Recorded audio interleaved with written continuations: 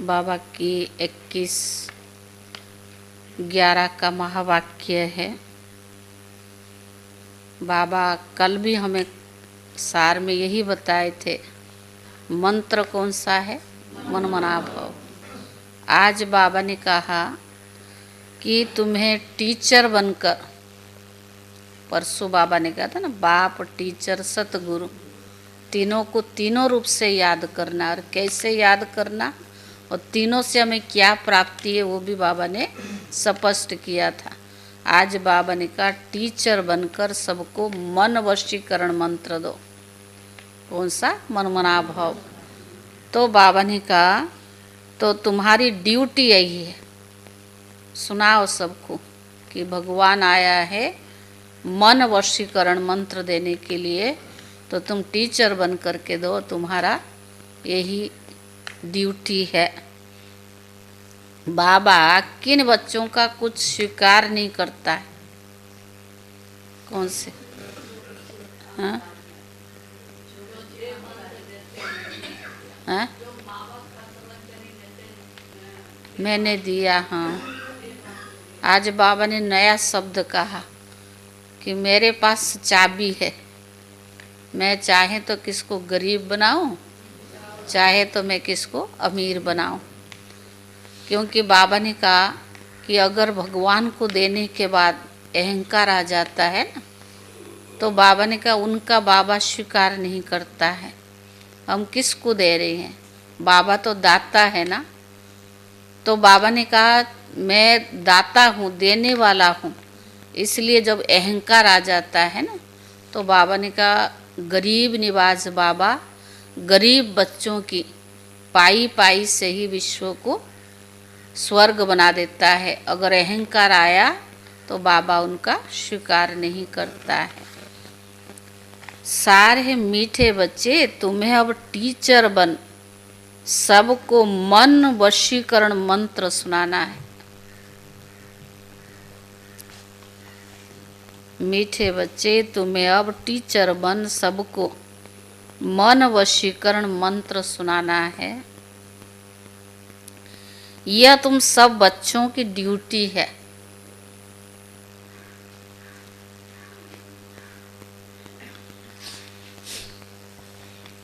प्रश्न है, बाबा किन बच्चों का कुछ भी स्वीकार नहीं करते?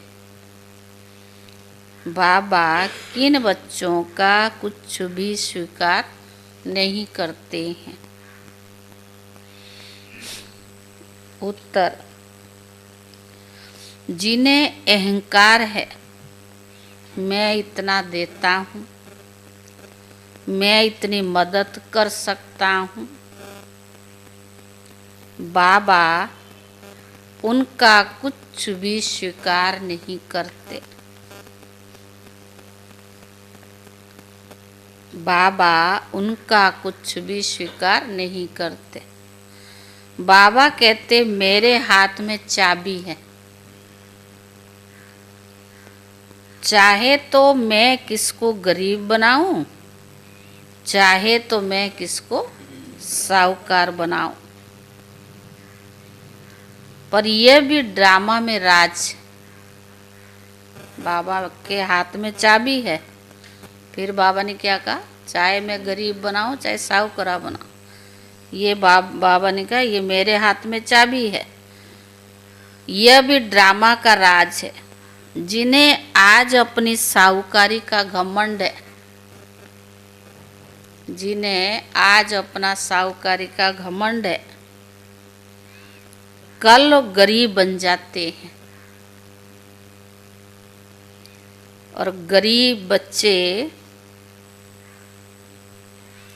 बाप के कार्य में अपनी पाई पाई सफल कर, और गरीब बच्चे बाप के कार्य में अपनी पाई पाई सफल कर साहूकार बन जाते हैं। ओम शांति। यह तो रूहानी बच्चे जानते हैं कि बाप आया है हमको नई दुनिया का वर्षा देने, यह तो बच्चों को पक्का है ना कि बाबा आया है नई दुनिया का वर्षा देने। तो बाबा ने कहा यह तो बच्चों को पक्का है ना कि जितना हम बाबा को याद करेंगे उतना पवित्र बनेंगे, जितना हम अच्छी टीचर बनेंगे उतना ऊंच पद प्राप्त करेंगे। बाबा तुम्हें टीचर के रूप में पढ़ाने सिखाते हैं, तुमको फिर औरों को भी सिखाना है। तुम पढ़ाने वाले टीचर जरूर बनते हो, बाकी तुमको कोई गुरु नहीं बन सकते हो, सिर्फ तुम टीचर बन सकते हो। बाबा ने कहा तुम कोई गुरु नहीं बन सकते हो, बाकी तुम टीचर बन सकते हो। गुरु तो एक सतगुरु है, वो सिखलाते हैं। सर्व का सतगुरु एक ही बाप है, वह टीचर वो टीचर बनाते हैं। तुम सबको टीच करके रास्ता बताते रहो मनमना भव का। बाप ने तुम्हारे पर ये ड्यूटी रखी है कि मुझे याद करो फिर तुम टीचर बनो। कोई बाबा ने कहा तुम कोई को बाप का परिचय देते हो तो उनका भी फर्ज है बाप को याद करना। टीचर रूप में सृष्टि चक्र की नॉलेज देनी पड़ती है, तो बाबा को जरूर याद करना पड़े ना। बाप की याद से ही पाप मिट जाएंगे। बच्चे जानते हैं हम पाप आत्मा है, इसीलिए बाप सबको कहते हैं अपने को आत्मा समझकर बाप को याद करो, तो तुम्हारे सब पाप मिट जाएंगे। बाप ही पतित पावन है। युक्ति बताते हैं मीठे मीठे बच्चे, तुम्हारी आत्मा पतित बनी है, जिस कारण शरीर भी पतित बना है। पहले तुम पवित्र थे, अभी अपवित्र बने हो। अब पति से पावन बनने की युक्ति भी बहुत बाबा सहज बताते हैं। बाबा को याद करो तो तुम पवित्र बन ही जाएंगे। उठते बैठते चलते बाप को याद करो। वह लोग गंगा स्नान करते तो गंगा को याद करते हैं ना, समझते वह पतित पावनी गंगा है। गंगा को याद करने से पावन बन जाना है, परंतु बाबा कहते कोई भी पावन बन ही नहीं सकता। पानी से कैसे पावन बनेंगे? बाप कहते मैं पतित पावन हूँ।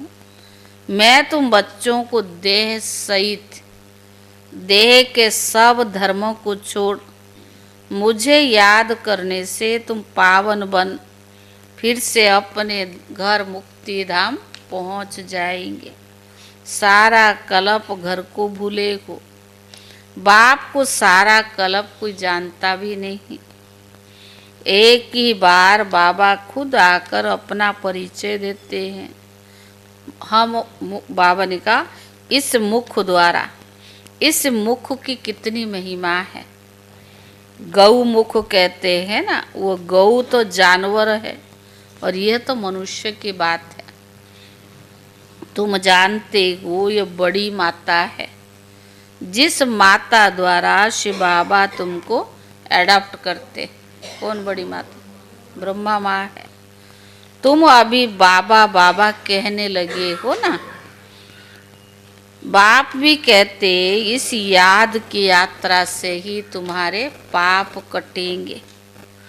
बच्चे बाप को याद पड़ जाता है ना, बच्चे को बाप याद पड़ जाता है, उसकी शकल आदि दिल में बैठ जाती है। तुम बच्चे जानते हो जैसे हम आत्मा है वैसे परमात्मा है। शकल में कोई फर्क नहीं है। शरीर के संबंध में तो फीचर्स आदि अलग अलग है, बाकी आत्मा तो एक ही होती, एक जैसी है। जैसे हमारी आत्मा वैसे बाप भी परमात्मा है। तुम बच्चे जानते हो बाबा परम धाम में रहते हैं। हम भी परम धाम में रहते हैं। बाप की आत्मा और हमारी आत्मा में कोई फर्क नहीं है। वह भी बिंदी और हम भी बिंदी। ये ज्ञान और कोई में है नहीं। बाप के सिवाय जो आत्मा बिंदी, परमात्मा बिंदी, ये बाबा के सिवाय कोई और में है नहीं। तुमको भी तो बाप नहीं बताया है। बाप के लिए भी क्या क्या कह देते हैं। सर्वव्यापी है, पत्थर टिक्कर में है। जिसको जो आता सो वो कह देते हैं। ड्रामा प्लेन अनुसार भक्ति मार्ग में नाम रूप देश काल को भूल जाते हैं। तो बाबा ने कहा तुम भी भूल जाते हो। आत्मा और बाप को, आत्मा अपने बाप को भूल जाती है। बाप बच्चा को भूल जाता तो बाकी क्या जानेंगे। लौकिक में कोई बाप को बच्चा भूलता थोड़ी है। तो अगर बाप को ही भूल गए तो क्या जानेंगे। गोया हुन्नी धन के बन गए हैं। धनी के याद ही नहीं रहती है। धनी के पाठ को नहीं जानते हैं। अपने को भूल जाते हैं। तुम अच्छी रीति जानते हो बराबर हम भूल गए थे। महसूस होता ना कभी वाक्य में हम भूल गए थे। तो बाबा ने कहा अपने को ही भूल जाते। तुम अच्छी रीति जानते हो बराबर हम भूल गए थे। हम पहले ऐसे देवी देवता थे, अब क्या बन गए। देवी देवता से क्या बन गए और क्या बन गए। जानवर से बदतर हो गए हैं। मुख्य तो हम आत्मा अपने को भी भूले हुए हैं। अब रियलाइज कौन करावे। कोई जीव आत्मा को पता ही नहीं होगा कि हम आत्मा क्या है। ऐसे सारा पाठ बजाते हैं। हम सब भाई भाई है। यह ज्ञान और कोई में है नहीं। ये भी तो बाबा ने अपना परिचय दिया। बाकी इसके सिवाय ज्ञान और कोई में है नहीं। इस समय सारी सृष्टि ही तम प्रधान बन चुकी है। ज्ञान ही नहीं है। तुम्हारे में भी अब ज्ञान है। बुद्धि में आया हम आत्मा इतना समय अपने बाप की ग्लानि करते आए हैं। ग्लानि करने से बाप से भी दूर हो जाते। ऐसे भी दुनिया में किसी की ग्लानि करोगे तो नज़दीक थोड़े जाओगे, दूर हो जाते हैं। तो बाबा ने कहा सीढ़ी नीचे उतरते गए। ड्रामा प्लेन अनुसार मूल बात हो जाती है बाप को याद करने की। बाप और कोई तकलीफ नहीं देते। सिर्फ बच्चों को बाप को याद करने की तकलीफ है। बाबा ने कहा बाबा बच्चों को याद करने की तकलीफ है। बाप कभी बच्चों को कोई तकलीफ दे सकते क्या, ये भी ला नहीं कहता। लौकिक में बच्चा कैसा भी हो, बाप थोड़ी चाहता कि बच्चा को कोई मेहनत करनी पड़े। तो बाबा ने कहा बाप कहते मैं कोई तकलीफ नहीं देता हूँ। कुछ भी प्रश्न आदि पूछते तो कहता हूँ इन बातों में टाइम वेस्ट क्यों करते हो। बाप को याद करो। मैं आया हूँ तुम बच्चों को ले जाने के लिए। इसीलिए बच्चों को याद की यात्रा से पावन बनाना है। चक्कर का राज भी बाबा ने ही समझा दिया है। जब अपनी जांच करनी है, अब अपनी जांच करनी है कहाँ तक हम बाप को याद करते। सारा दिन क्या चेक करो कि हम कहाँ तक बाप को याद करते हैं। बस और कोई तरफ विचार नहीं करना है। यह तो मोस्ट इजी है ना, सहजे नहीं। बाप को याद करना है। बच्चा थोड़ा बड़ा होता है तो ऑटोमेटिकली माँ बाप की याद पड़ने लगता है। तुम भी समझो हम आत्मा बाप के बच्चे हैं। याद क्यों नहीं पड़ता, क्यों नहीं पड़ता। बाबा इतना समझाता फिर भी याद क्यों नहीं पड़ता। हाँ क्यों नहीं पड़ता विजय भाई?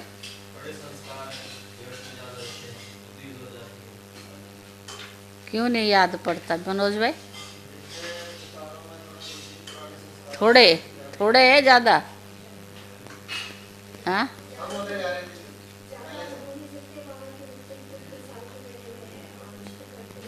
वो आपके बात को समर्थन दिया है। तो बाबा ने कहा क्योंकि हमारे ऊपर पाप चढ़े हुए हैं वह इस याद से ही खत्म होंगे, इसलिए गायन भी है 1 सेकंड में जीवन मुक्ति। जीवन मुक्ति का मदार पढ़ाई पर है और मुक्ति का मदार याद पर है। जितना तुम बाबा को याद करेंगे और पढ़ाई पर ध्यान देंगे उतना ऊंच मर्तबा मिलेगा। धंधा आदि भले करते रहो, बाबा कोई मना नहीं करते हैं। धंधा आदि जो तुम करते हो वह भी दिन रात याद रहता नहीं। जो आप बिजनेस करते हो, व्यापार करते हो, कोई भी धंधा करते हो, वो याद रहता नहीं, रहता है ना। तो अब बाप रूहानी धंधा देते, अपने को आत्मा समझ मुझे याद करो, तो 84 के चक्कर को भी याद करो। मुझे याद करने से तुम सतो प्रधान बन जाएंगे। यह भी समझते हो अभी पुराना चोला, फिर सतो प्रधान नया चोला मिलेगा। अपने पास बुद्धि में तंत्र रखना है जिससे बहुत फायदा होता है। जैसे स्कूल में सब्जेक्ट तो बहुत होते हैं, फिर भी इंग्लिश पर मार्क्स अच्छा होती है क्योंकि इंग्लिश है मुख्य भाषा। अंग्रेजन तो चले गए, उनकी भाषा छोड़ गए ना। उन्हों का पहला राज्य था इसीलिए वो जास्ती चलती। द्वापर के बाद क्या हुआ? सतयुग त्रेता गया, फिर द्वापर हुआ, तो क्या होगा? अंग्रेज आए ना। तो बाबा ने कहा अभी अभी भारतवासी कर्जदार है, भले कोई कितने भी धनवान है, परंतु बुद्धि में ये रहता है ना हमारे राज्य के जो हेड्स है वह सब कर्जदार है। गोया हम भारतवासी क्या हुए? कर्जदार हुए ना। प्रजा जरूर कहेंगी कि हम भी कर्जदार हैं।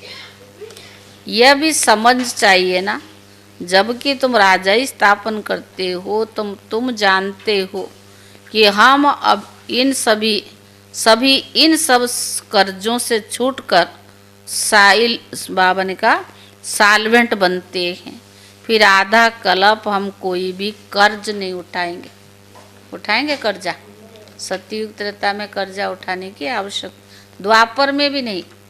कल भी या परसों भी बाबा ने कहा था ना 3 युग तक मुश्किल नहीं है, कोई बीमार भी नहीं पड़ते हो। सतयुग त्रेता द्वापर 3 युग में बीमारियां भी नहीं आती है। कर्जदार पति दुनिया के मालिक है। बाबा ने कहा अभी हम कर्जदार भी है, पति दुनिया के मालिक भी है। हमारा भारत ऐसा है, ये तो गीत गाते। तुम बच्चे जानते हो हम बहुत साहूकार थे, परिजादियाँ थे, ये याद रहता है। हम बहुत साहूकार थे, क्या थे? तो बाबा ने कहा ये याद रहता है, हम ऐसे विश्व के मालिक थे। अभी बिल्कुल क्या बन गए? कर्जदार और पतित बन पड़े। यह खेल की रिजल्ट बाप बतला रहे हैं। रिजल्ट क्या हुई? तुम बच्चों को स्मृति आई है सतयुग में हम कितने साहूकार थे। तो बाबा ने कहा किसने तुमको साहूकार बनाया? बच्चे कहेंगे बाबा आपने हमको कितना साहूकार बनाया था। कहाँ? सतयुग में। एक बाप ही है जो साहूकार बनाने वाला है। दुनिया इन बातों को नहीं जानती। एक बाबा ही है जो हमें साहूकार बनाता है, लेकिन दुनिया इन बातों को नहीं जानती है। लाखों वर्ष कह देते हैं, सब भूल गए हैं, कुछ भी जानते नहीं। तुम अभी सब कुछ जान गए हो। हम पद्मा पदम साहूकार थे, बहुत पवित्र थे, तो बहुत सुखी भी थे। तो बाबा ने कहा वहाँ झूठ पाप आदि हुआ नहीं, सारे विश्व पर तुम्हारी जीत थी। गायन भी है शिव बाबा, आप जो देते हो और कोई दे नहीं सकता। कोई की ताकत नहीं जो आधा कल्प का सुख दे सके। बाप कहते भक्ति मार्ग में मैं तुमको बहुत सुख अथवा धन रहता है। कितने हीरे जवाहर थे, बावन के फिर पिछाड़ी वालों के हाथ में आते हैं। तो बाबा ने कहा अभी तो वह चीजें देखने में ही नहीं आती है, तुम फर्क देखते हो ना। तुम ही पूज्य देवी देवता थे, फिर तुम ही पुजारी बने हो। आपे ही पूज्य और आपे ही पुजारी। बाप कोई पूजा नहीं करते, परंतु पुजारी दुनिया में तो आते हैं ना। शिव बाबा पूजा थोड़ी करता, वो है ही पूज्य। पर बाबा कहते ड्रामा अनुसार मुझे भी पुजारी दुनिया में आना पड़ता है। रावण का काम है तुमको पुजारी बनाना। यह दुनिया किसको पता ही नहीं है, तुम ही भूल जाते हो। रोज रोज बाबा समझाते रहते। बाबा क्यों समझाता रोज रोज? कि हम भूल जाते हैं। तो बाबा ने कहा बाप के हाथ में है किसी को साहूकार बनाना चाहे गरीब बनाना। पहली बार सुना, बाबा तो कहता मैं बनाता ही नहीं, सब कर्मों का हिसाब किताब है। पर आज बाबा ने कहा मेरे हाथ में चाबी है। बाप के हाथ में किसको चाहे साहूकार बनाए चाहे गरीब बनाए। बाप कहते जो साहूकार है उन्हों को गरीब जरूर बनना है, बनेंगे भी। उन्हों का पाठ ऐसा है वो कभी यहाँ ठहर न सके। कई पैसे वाले लोग हैं ना, वो कहते जिस दिन हम आश्रम पर आएंगे ना आपके, और कोई होंगे ही नहीं। मैंने कहा भगवान को ऐसा चाहिए नहीं। कोई करोड़पति अरबपति क्या करेगा बुला के, उसको पद्मों के हिसाब से देना पड़े। तो बाबा कहता मैं तो गरीबों का पाई पाई सफल करता हूँ। तो बाबा ने कहा चाहे गरीब बनाए चाहे साहूकार बनाए। बाप कहते जो साहूकार है उनको गरीब जरूर बनना है, बनेंगे ही।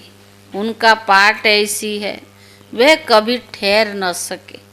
धनवान को अहंकार बहुत रहता है ना, मैं फलाना हूँ, यह हमको है। घमंड तोड़ने के लिए बाबा कहते क्या कहेंगे, हाँ? अहंकार रहता ना पैसे वालों को। यह जब आएंगे देने के लिए बाबा कहेंगे मुझे दरकार नहीं, यह अपने पास तुम रखो, जब जरूरत होगी फिर आपसे ले लेंगे। क्योंकि देखते हैं काम का ही नहीं है, इसका अपना घमंड है। अगर देता भी है तो तमन्ना भी रहते है ना, मान शान खातरी। तो यह सब बाबा के हाथ में है ना, लेना व नहीं लेना। बाबा पैसा क्या करेगा, बाबा को दरकार नहीं।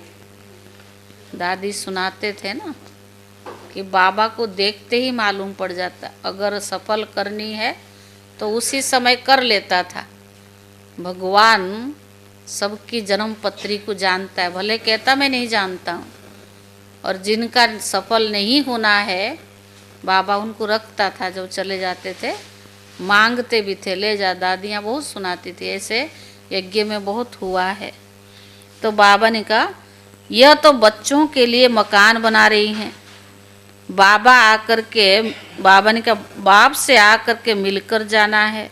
सदैव तो बाबा रहना नहीं ना, बाबा तो परम धाम निवासी ब्रह्मा बाबा के तन में कुछ समय रहते हैं। पैसे की क्या दरकार रहेगी, कोई लक्सर बाबा तोप आदि तो नहीं चाहिए। अरे तुम तो विश्व का मालिक बनते हो ना। पैसे की बाबा ने कहा अभी युद्ध के मैदान में हो, तुम कुछ भी नहीं करते हो सिवाय बाप को याद करने का। बाप ने फरमान किया मुझे याद करो तो इतनी शक्ति मिलेगी। यह तुम्हारा धर्म बहुत सुख देने वाला है।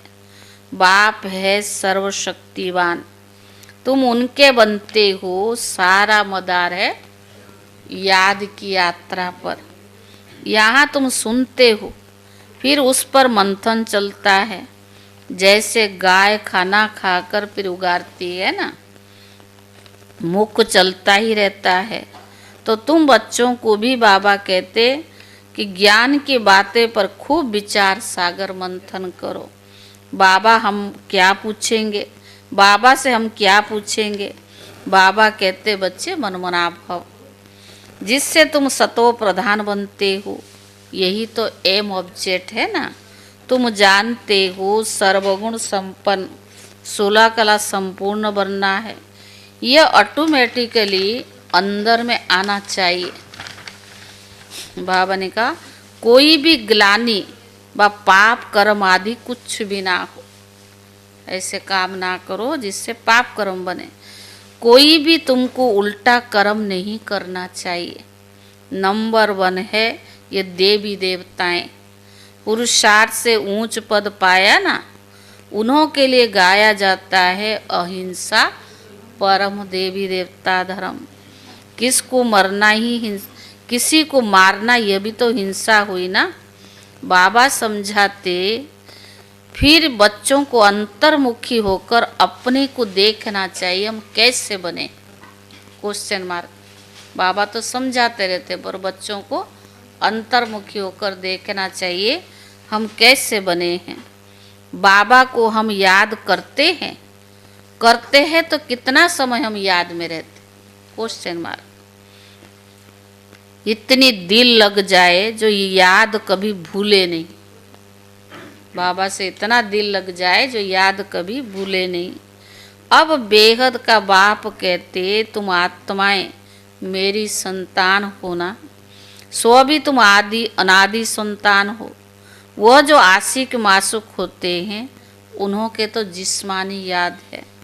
जैसे साक्षात्कार होता है फिर गुम हो जाते हैं, वैसे वह भी सामने आ जाता है। उस खुशी में ही खाते पीते और याद करते रहते हैं। तुम्हारे इस याद में तो बहुत बल है। एक बाप को ही याद करते रहेंगे और तुमको अपना भविष्य याद आएगा। विनाश का साक्षात्कार भी होगा। आगे चल जल्दी जल्दी विनाश का साक्षात्कार भी होगा। फिर तुम कह सकेंगे कि अभी विनाश तो होना ही है। बाप को याद करो। बाबा ने ये सब कुछ छोड़ दिया है, कुछ भी पिछाड़ी में याद न आए। कौन सी बाबा? ब्रह्मा बाबा के उदाहरण शिव बाबा देते हैं। अभी तो हम अपनी राजधानी में चले, नई दुनिया में हमें जरूर जाना है। योग बल से सब पापों को अब भस्म करना है। इससे बड़ी मेहनत करनी है। घड़ी घड़ी बाप को भूल जाते हैं क्योंकि यह बड़ी महीन चीज़ है। मिसाल जो देते हैं सर्प का, भ्रमरी का, यह सब इस समय का है। भ्रमरी कमाल करती है ना, उसमें तुम्हारी कमाल जाती है। बाबा लिखते हैं ना, ज्ञान की भूं भूं करते रहो, आखिर जाग पड़ेंगे।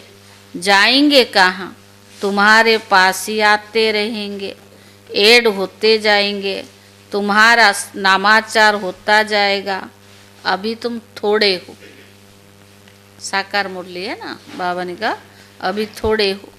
अच्छा मीठे मीठे सीखी ले दे बच्चों प्रति माता पिता बाप दादा का याद प्यार और गुड मॉर्निंग। रूहानी बाप की रूहानी बच्चों को नमस्ते।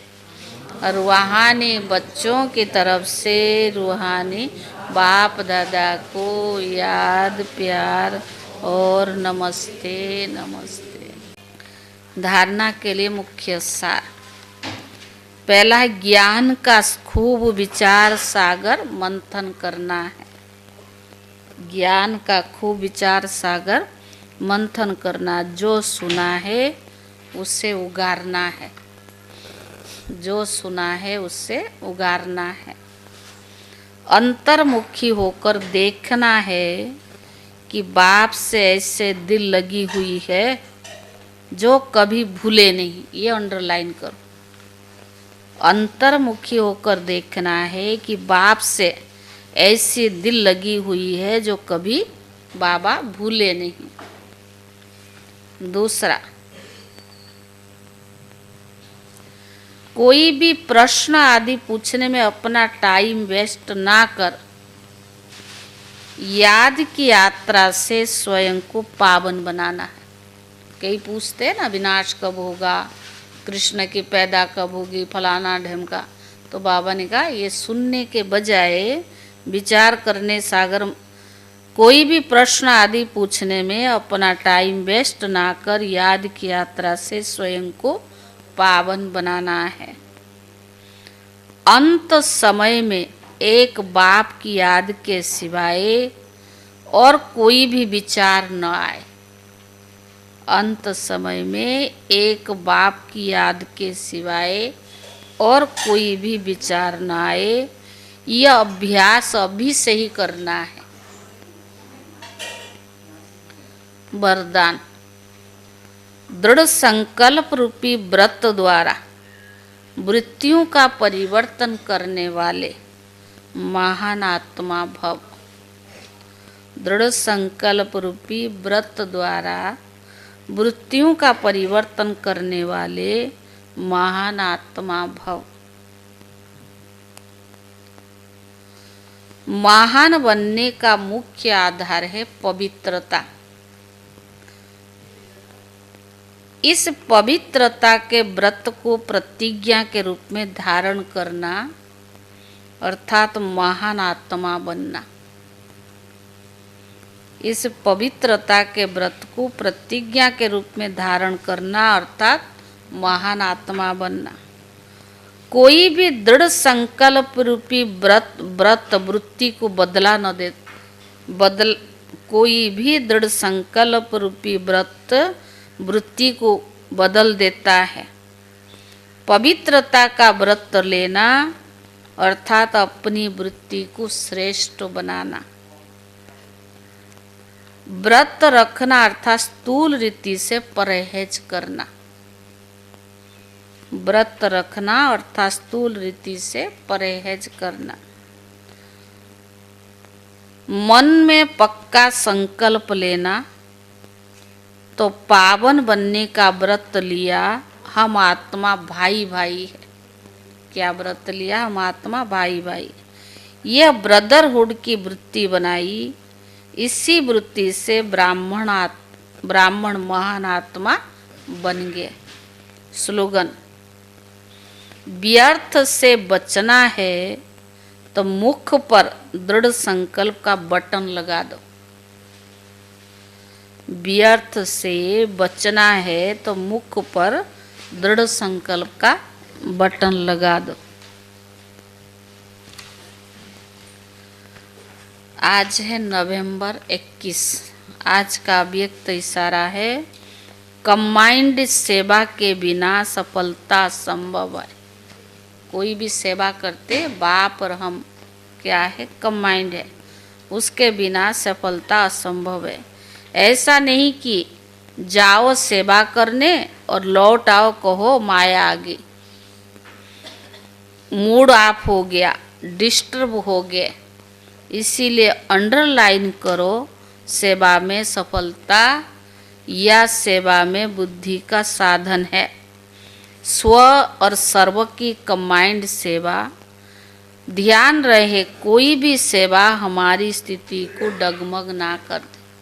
सेवा से खुशी मिलती है, ऐसा सेवा नहीं करो जिससे अपनी बुद्धि को डगमग कर दे। ओम शांति। आप